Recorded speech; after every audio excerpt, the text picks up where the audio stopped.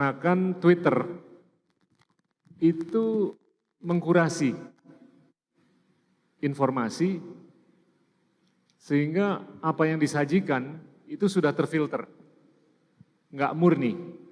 Dan dia bilang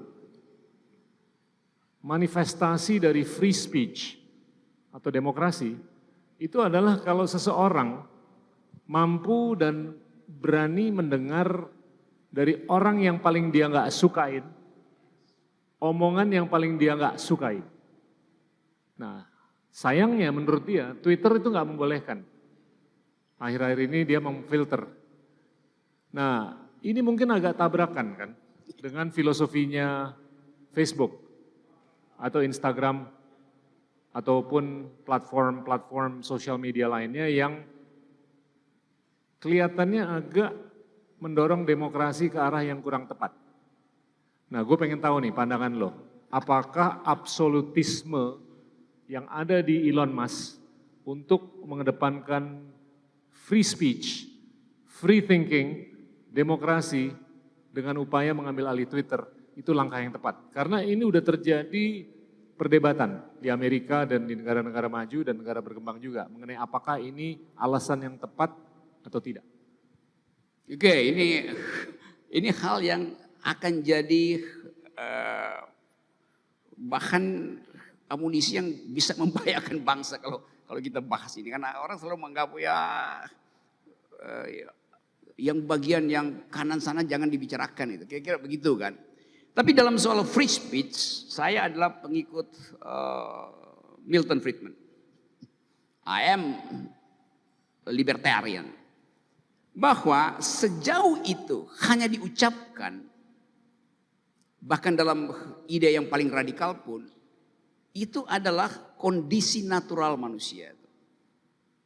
Memang Twitter sekarang, dia mengedit, oh ini bahaya, ini ide yang bahaya, ini. Justru dengan kebahayaan itu, naturalitas kita untuk bercakap-cakap terhalang oleh filter yang dibuat oleh sosial media. Dan negara tentu senang. Nah bahayanya kalau negara memanfaatkan grammar itu untuk menghalangi kita mengucapkan pikiran. Itu yang saya tentang itu. Karena sering kali saya disebut sebagai kadrun, membela teroris. Satu waktu saya datang ke pesantren yang paling radikal, yang paling fundamental. Namanya Ngruki di Solo. Itu disebut sebagai sarang teroris. Karena itu ada pesantren Abu Bakar Ba'asyir yang kemudian ditangkap itu. Dianggap, wah ini seluruh teroris Indonesia berguru pada Abu Bakar Ba'asyir. Saya diundang ke situ. Bahkan mereka bikin bannernya itu, bersama Rocky di Ngruki. Itu milenial banget itu. Diksinya kan.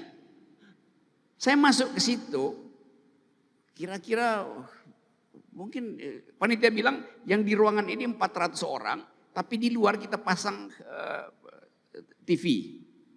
Jadi dia bilang satu kampung ini dengerin Pak Rocky itu. Berapa orang? 4.000 orang.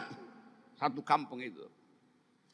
Terus teman itu mulai bilang, pemimpin diskusi, ini disebut sarang teroris Pak Rocky itu. Saya bilang enggak, ini sarang intel. Saya putar logiknya.